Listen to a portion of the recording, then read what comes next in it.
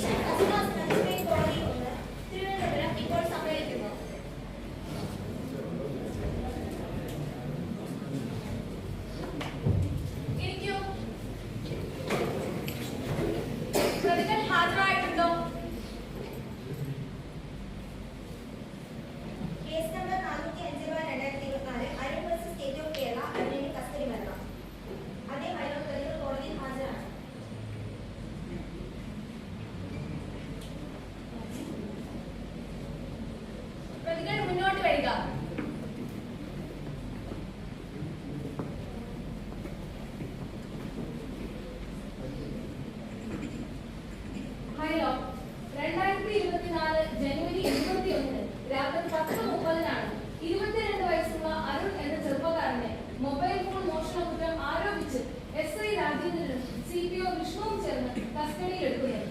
തുടർന്ന് ലോകകപ്പിൽ വെച്ചുണ്ടായ ക്രൂരമായ മർദ്ദനത്തിനിടയിൽ അരുൺ എന്ന നിരപരാധിയായ ചെറുപ്പക്കാരന് സ്വന്തം ജീവൻ തന്നെ നഷ്ടപ്പെടുകയാണ് ഉണ്ടായത്. ഈ കേസിൽ വളരെ ഗുരുതരമായ നിയമലംഘനമാണ് നടന്നിട്ടുള്ളത്. നിയമം സംരക്ഷിക്കേണ്ടവർ തന്നെ നിയമം കയ്യിലെടുത്ത് നിയമത്തിന്റെ അന്തരായി മാറിയ അവസ്ഥ ഈ കേസിൽ വ്യക്തമാണ്. പ്രധാനമായും 4 നിയമലംഘനങ്ങളാണ് ഈ കേസിൽ വ്യക്തമായിട്ടുള്ളത്. 1. ആർട്ടിക്കിൾ 21 ജീവിക്കാനുള്ള മൗലിക അവകാശത്തിന്റെ ലംഘനം. അരുൺ എന്ന നിരപരാധിയായ ചെറുപ്പക്കാരനെ മർദ്ദിച്ച് കൊലപ്പെടുത്തുന്നതിലൂടെ അയാൾക്ക് ജീവിക്കാനുള്ള അവകാശം തന്നെ പ്രതികൾ നിഷേധിക്കുകയാണ് ഉണ്ടായത്. 2. ഇത് സംസ്ഥാന അധികാരത്തിന്റെ ദുരുപയോഗമാണ്. DK ബസു മാർഗനിർദ്ദേശങ്ങളുടെ ഗുരുതരമായ ലംഘനമാണ് ഈ കേസിൽ നടന്നിട്ടുള്ളത്. 3. CRPC സെക്ഷൻ 330 പ്രകാരമുള്ള ഗുരുതരമായ പീഡന കുറ്റമാണ് ഈ കേസിൽ നടന്നിട്ടുള്ളത്. 4. BNS സെക്ഷൻ 103 പ്രകാരമുള്ള കൊലപാതക കുറ്റവും ഈ കേസിൽ ചുമത്തിയിട്ടുണ്ട്. That's all, Your Honor.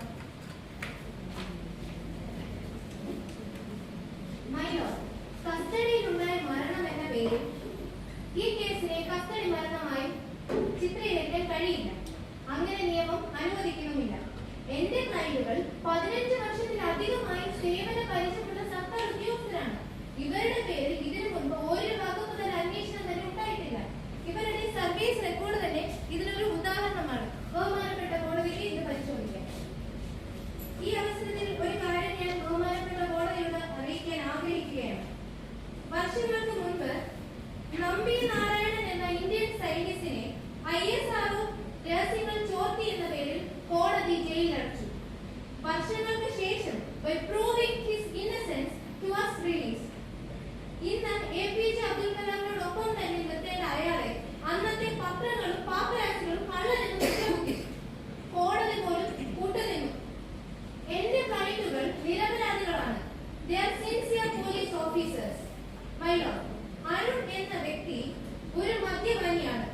മദ്യപിച്ച് പല കേസുകൾ ഉണ്ടാക്കിയിട്ടുണ്ട്. മൊബൈൽ മോഷണം, ചീട്ടുകളി, പിടിച്ചുപറി, ഇങ്ങനെയൊക്കെ. ഇയാളുടെ പേരിലുള്ള കേസുകളുടെ FIR-ന്റെ കോപ്പി കോടതിക്ക് കൈമാറുകയാണ്. ഇത് കോടതി പരിശോധിക്കണം. That's your order. My lord, ഒന്നാം പ്രതി SI രാജേന്ദ്രനെ ചോദ്യം ചെയ്യാനുള്ള അനുമതി നൽകണം. Yes, you can proceed. ഒന്നാം പ്രതി SI രാജേന്ദ്രൻ ഹാജരായിട്ടുണ്ടോ?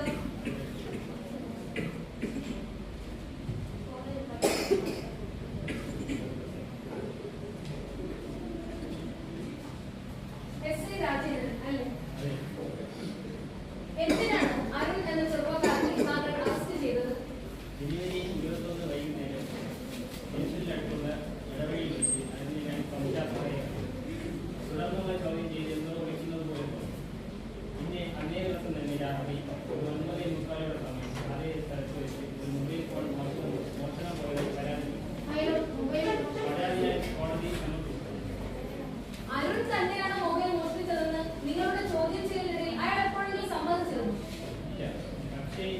ഇത്തരത്തിലുള്ള കേസുകളിൽ അദ്ദേഹം പ്രതികരിക്കും?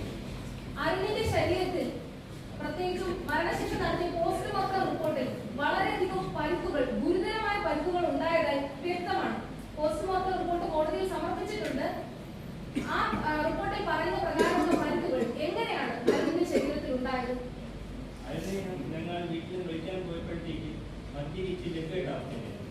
പിന്നെ ബോധമില്ലാതെ പലയിടത്തും വിളിച്ചു സ്റ്റേഷനിൽ വെച്ച് മരിക്കുകയും നിങ്ങൾ അരുണിനെ മർദ്ദിച്ചിട്ടുണ്ടോ?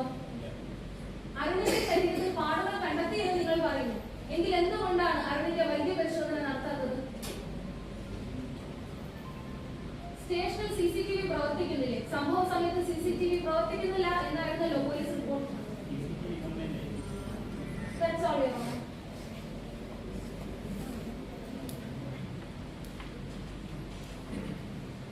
My lord, investigation officer CA ജിജിതയെ വിസ്തരിക്കുവാനുള്ള അനുവാദം നൽകണം. You can. അന്വേഷണ ഉദ്യോഗസ്ഥ സബ് ഇൻസ്പെക്ടർ ജിജിത ഹാജരായിട്ടുണ്ടോ?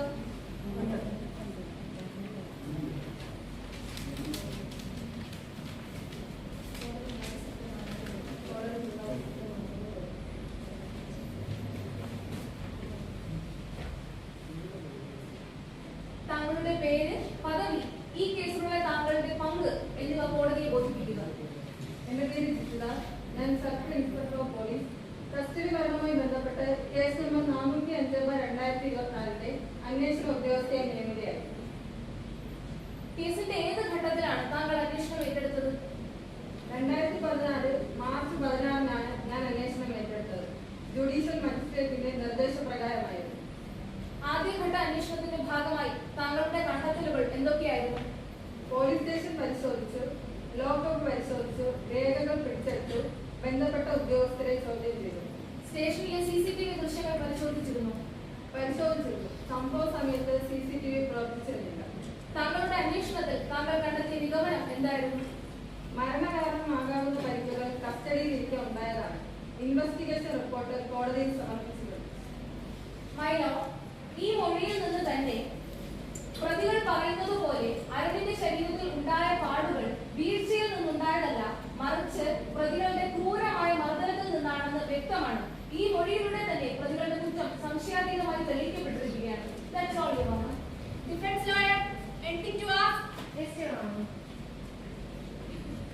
സംഭവ രാത്രി താങ്കൾ സ്റ്റേഷനിലുണ്ടായിരുന്നു. എവിടെയായിരുന്നു? അപ്പോൾ നിങ്ങളുടെ റിപ്പോർട്ട് രേഖകളും മൊഴികളും ആശ്രയിച്ചിട്ടല്ലേ? അതെ, പക്ഷേ ശാസ്ത്രീയവും മെഡിക്കൽ തെളിവുകളുടെയും അടിസ്ഥാനത്തിലാണ് പോസ്റ്റ്മോർട്ടം റിപ്പോർട്ട് കോടതിയിൽ സമർപ്പിച്ചിട്ടുണ്ട്. വീഴ്ച മൂലവും ഇത്തരം പരിക്കുകൾ ഉണ്ടാകാൻ പറ്റും. ഇത്തരത്തിലുള്ള പരിക്കുകൾ ഉണ്ടാകാറില്ല.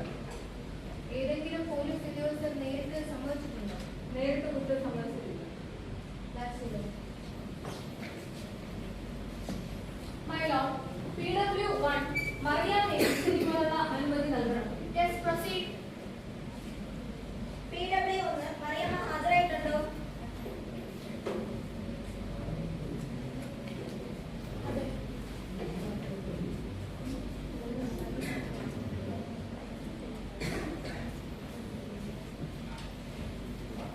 മറിയാമ്മ, മരിച്ചുപോയ അരുണിന്റെ അമ്മ അല്ലേ?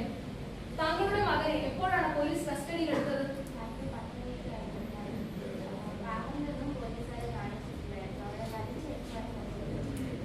മൈലോ, അറസ്റ്റ് മെമ്മോ ഇല്ലായ്മ DK ബസു കേസിലെ മാർഗനിർദ്ദേശങ്ങളുടെ തുറന്ന ലംഘനമാണ് ഈ കേസിൽ നടന്നിട്ടുള്ളത്. ഇതിനാൽ തന്നെ പ്രതികൾ ആസൂത്രിതമായിട്ടുള്ള ഒരു കൊലപാതകമാണ് നടത്തിയിട്ടുള്ളതെന്ന് വ്യക്തമാണ്. That's all, Your Honor. Defense lawyer, any cross? Yes, Your Honor. നിങ്ങൾ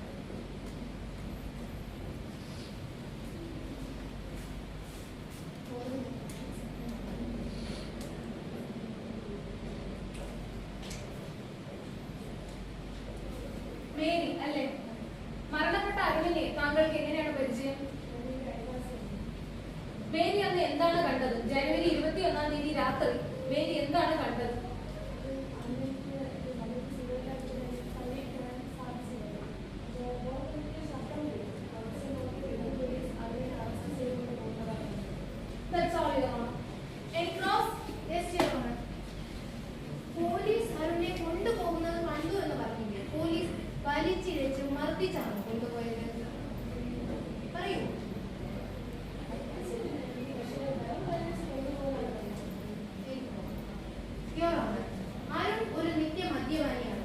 അറസ്റ്റ് ചെയ്യുന്ന അന്നും അയാൾ മദ്യപിച്ചിരുന്നു. മദ്യപിച്ച് ലെഗ് കെട്ടിരുന്ന ഒരാളെ സ്റ്റേഷനിലേക്ക് കൊണ്ടുപോകാൻ പോലീസ് അല്പം ബലം പ്രയോഗിച്ചിട്ടുണ്ട്. അതിനിടയിൽ പലതവണ അയാൾ തറയിൽ വീണിട്ടുമുണ്ട്. അതാണ് ഈ പറയുന്ന മുറിവുകൾക്ക് കാരണവും. That's all. My lord, PW 3 സെൽമേറ്റ് സിജുവിനെ വിസ്തരിക്കുവാനുള്ള അനുവാദം നൽകണം. You may proceed. PW3 സെൽമേറ്റ് Siju ഹാജരായിട്ടുണ്ടോ? അതെ.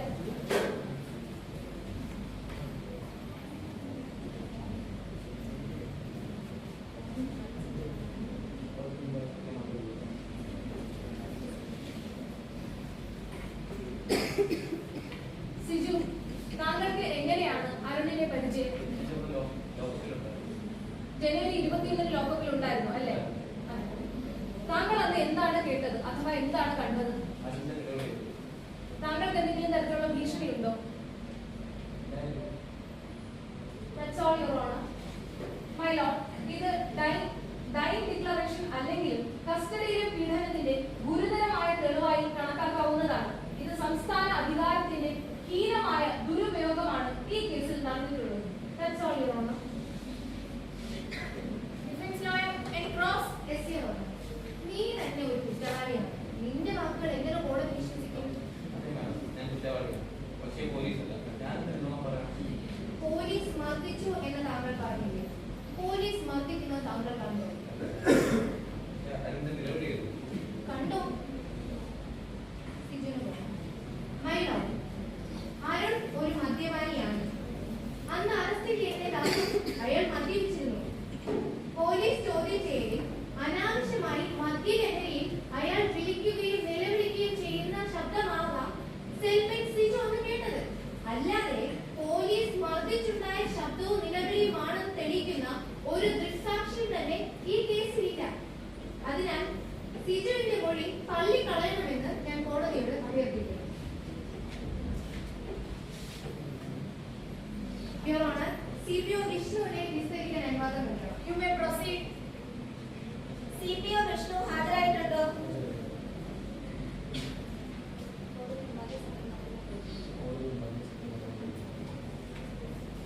പോലീസ് ചോദ്യം ചെയ്യലുകൾ Arun സഹകരിച്ചിരുന്നു. Objection, Your Honor. Yes. അങ്ങനെയാണെങ്കിൽ താങ്കൾ എന്തുകൊണ്ട് അരുണിനെ ആശുപത്രിയിൽ എത്തിച്ചില്ല? സ്റ്റേഷനിൽ CCTV ഉണ്ടല്ലോ, അതെന്തുകൊണ്ടാണ് പ്രവർത്തിക്കാത്തത്? My lord, CCTV കേസിന്റെ തകരാർ മൂലമാണ് ഓഫായത്. My lord, തകരാർ രേഖപ്പെടുത്തിയ റിപ്പോർട്ട് ഒന്നും തന്നെ പ്രതികൾ കോടതിയിൽ ഹാജരാക്കിയിട്ടില്ല. നിങ്ങളും SI രാജേന്ദ്രനും ചേർന്ന് അരുൺ എന്ന നിസ്സഹായനായ ചെറുപ്പക്കാരനെ ലോക്കപ്പിൽ വെച്ച് ക്രൂരമായി മർദ്ദിച്ചിട്ടാണ് അയാൾ മരണപ്പെട്ടതെന്ന് ഞാൻ പറഞ്ഞാൽ അങ്ങനെയാണെങ്കിൽ അരുണിന്റെ ശരീരത്തിൽ കണ്ടെത്തിയ പാടുകൾ എങ്ങനെയാണ് ഉണ്ടായത്? Objection, Your Honor. Let's proceed. ഞാൻ പലതവണ കോടതിയോട് ആവർത്തിച്ച കാര്യമാണ് അരുൺ അന്ന് മദ്യപിച്ചിരുന്ന കാര്യവും അയാളെ സ്റ്റേഷനിലോട്ട് കൊണ്ടുപോകുന്ന സമയത്ത് അയാൾ നിലത്ത് വീണിരുന്നു എന്നത്. ഇവിടെ മനഃപൂർവ്വം പ്രോസിക്യൂഷൻ എന്റെ കക്ഷിയെ ഇത്തരത്തിലുള്ള ചോദ്യങ്ങൾ ചോദിച്ച് വീർപ്പുമുട്ടി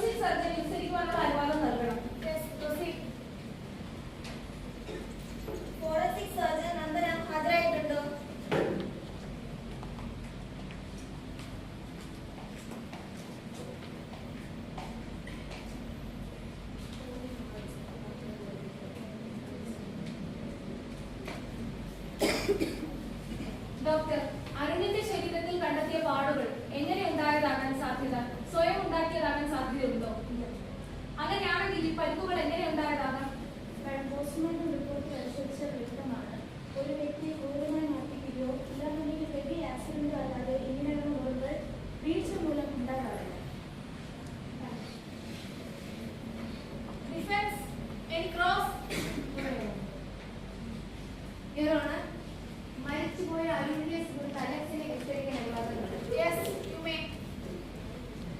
PW1 അരുണിന്റെ സുഹൃത്ത് അലക്സ് ഹാജരായിട്ടുണ്ടോ?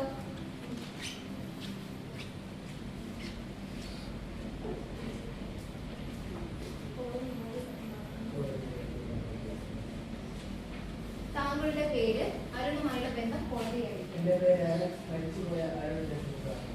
സംഭവ ദിവസം താങ്കൾ അരുണിനെ കണ്ടിരുന്നു. കണ്ടിരുന്നു. അന്നേരം മദ്യപിച്ചിരുന്നു. മദ്യപിച്ചു. മദ്യപിച്ചു കഴിഞ്ഞാൽ അരുണിന്റെ സ്വഭാവം എങ്ങനെയാണ്? വളരെയധികം വയലന്റ് ആയ സ്വഭാവമായിരുന്നു. ആവശ്യമില്ലാത്ത പ്രശ്നമാണ്. പോലീസുകാരോടും ഇത്തരത്തിൽ തന്നെ ആയിരിക്കില്ല. അതെ, ആയിരുന്നു.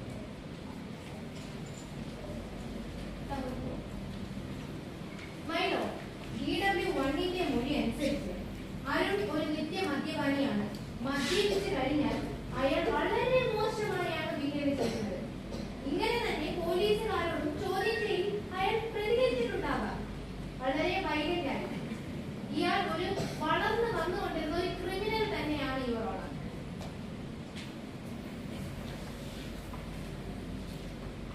Any cross? Yes, Your Honor.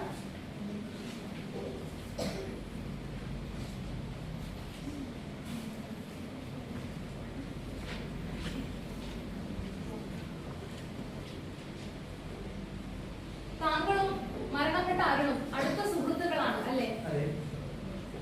അരുണിനെ police കസ്റ്റഡിയിൽ എടുത്തു എന്നറിഞ്ഞ ശേഷം താങ്കൾ അരുണിനെ സന്ദർശിക്കാൻ സ്റ്റേഷനിലേക്ക് പോയിരുന്നു. ഇല്ല.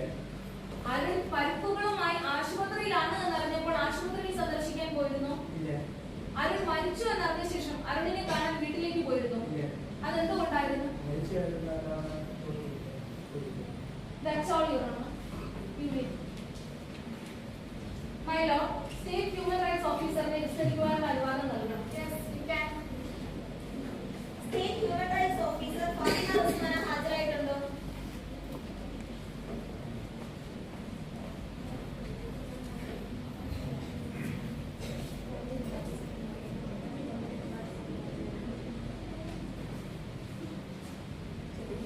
ഓഫീസർ, താങ്കളുടെ പേര്, പദവി, ഈ കേസിലുള്ള താങ്കളുടെ പങ്ക് അല്ലെങ്കിൽ താങ്കളുടെ അന്വേഷണത്തിൽ കണ്ടെത്തിയ നിഗമനം എന്നിവ കോടതിയെ ബോധിപ്പിക്കുന്നു.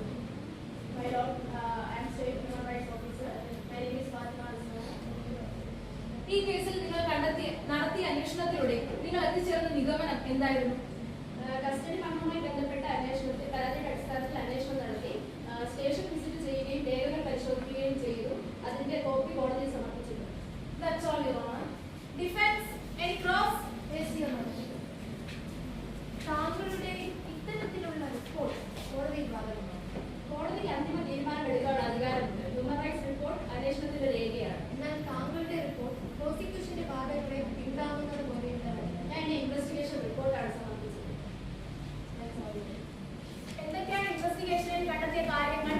മൈലോ, ഒന്നാമതായി അറസ്റ്റുമായി ബന്ധപ്പെട്ട അറസ്റ്റ് മെമ്മോ ഇല്ല. 2, കുടുംബത്തെ ഉടൻ അറിയിച്ചില്ല. 3, വൈദ്യ പരിശോധന വൈകി. 4, CCTV പ്രവർത്തനം വ്യക്തമായിരുന്നു.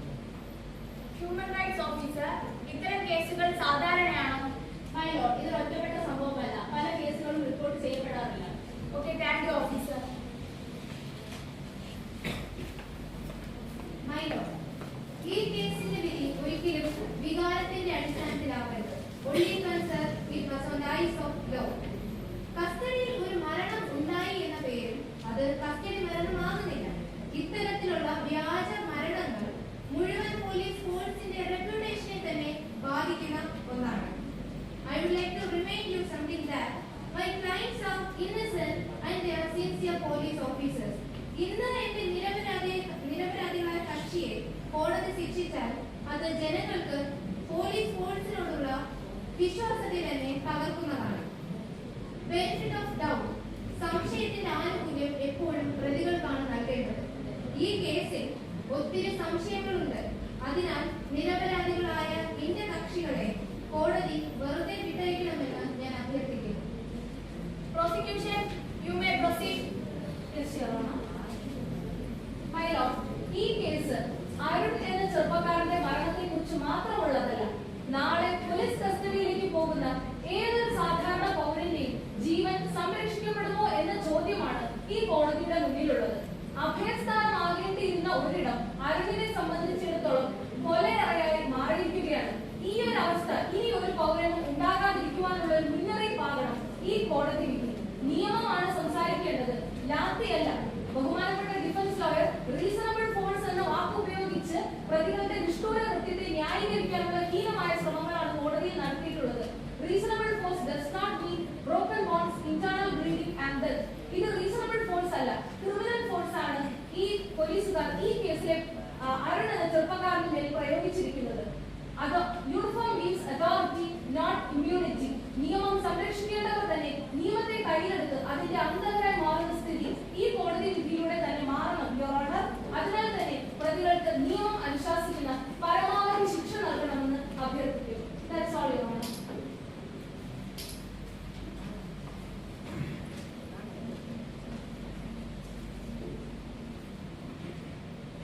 Case number 405/2024 judicial first class magistrate കോടതി 1 Thiruvananthapuram. Case State of Kerala versus SA Rajendran and constable Vishnu. പ്രോസിക്യൂഷന്റെ വാദമനുസരിച്ച് 22 വയസ്സുള്ള അരുൺ എന്ന യുവാവിനെ മോഷണ കുറ്റം ആരോപിച്ച് 2024 ജനുവരി 14-ാം തീയതി പ്രതികൾ പോലീസ് കസ്റ്റഡിയിലെടുത്തു. നിയമപ്രകാരം മജിസ്ട്രേറ്റിന് മുന്നിൽ ഹാജരാക്കേണ്ടതിന് പകരം അവനെ പോലീസ് ലോക്കപ്പിൽ തടവിൽ വെച്ച് പീഡിപ്പിക്കുകയും അതുമൂലം അവൻ മരണപ്പെടുകയും ചെയ്തു.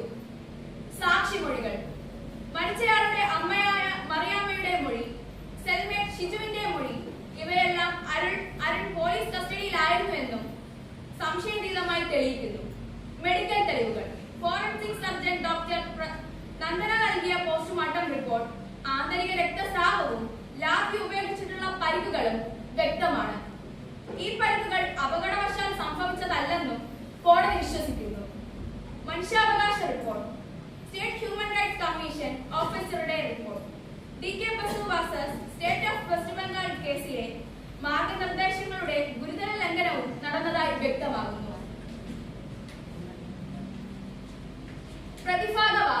പ്രതിഭാഗം ഉന്നയിച്ച സ്വയം വീടുണ്ടായ മരണം എന്ന വാദം മെഡിക്കൽ തെളിവുകളുടെ മുന്നിൽ നിലനിൽക്കുന്നതല്ല.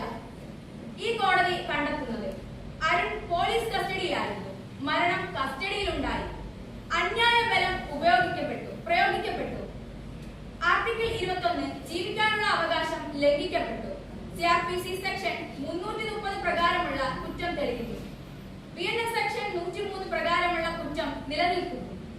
അതിനാൽ ഈ കോടതി ഇപ്രകാരം വിധിക്കുന്നു: SA രാജേന്ദ്രൻ, കോൺസ്റ്റബിൾ വിഷ്ണു കുറ്റക്കാരാണെന്ന് പ്രഖ്യാപിക്കുന്നു. ഇവരെ സർവീസിൽ നിന്ന് പിരിച്ചുവിടാൻ ബന്ധപ്പെട്ട അധികാരികൾക്ക് നിർദ്ദേശം നൽകുന്നു. ഇവരെ ജുഡീഷ്യൽ കസ്റ്റഡിയിൽ തുടരാൻ ഉത്തരവിടുന്നു. മരിച്ച അരുണിന്റെ കുടുംബത്തിന് സംസ്ഥാന സർക്കാർ 10 ലക്ഷം നഷ്ടപരിഹാരം നൽകണം. ഒന്നാം പ്രതിക്ക് 7 വർഷ തടവും 2ാം പ്രതിക്ക് 6 വർഷ തടവും 1 ലക്ഷം രൂപ ഒന്നാം പ്രതിയിൽ നിന്നും 2ാം പ്രതിയിൽ നിന്നും കോടതി ഈടാക്കുന്നതാണ്. അല്ലാത്ത പക്ഷം 1 വർഷം കൂടി അധിക തടവ് അനുഭവിക്കേണ്ടതാണ്. ഈ തുക അരുണിന്റെ അമ്മയ്ക്ക് കൈമാറേണ്ടതാണ്. ഈ ഉത്തരവിന്റെ പകർപ്പ് DGP, state Human Rights commission, national human Rights commission എന്നിവർക്ക് അയക്കണം. പൊതു താൽപര്യ നിർദ്ദേശങ്ങൾ: കസ്റ്റഡി മരണങ്ങൾ ആവർത്തിക്കാതിരിക്കാനായി എല്ലാ പോലീസ് സ്റ്റേഷനിലും ഓഡിയോ സഹിതം പ്രവർത്തിക്കുന്ന CCTV 24 മണിക്കൂർ നിർബന്ധമാക്കണം. അറസ്റ്റുമായി ബന്ധപ്പെട്ട രേഖകൾ കർശനമായി പാലിക്കണം. കസ്റ്റഡിയിലുള്ളവരുടെ മെഡിക്കൽ പരിശോധന നിർബന്ധമാക്കണം. നിയമത്തിന്റെ കാവൽക്കാർ നിയമം ലംഘിച്ചാൽ അത് ജനാധിപത്യത്തിന്റെ പരാജയമാണ്. കോടതി പിരിയുന്നു.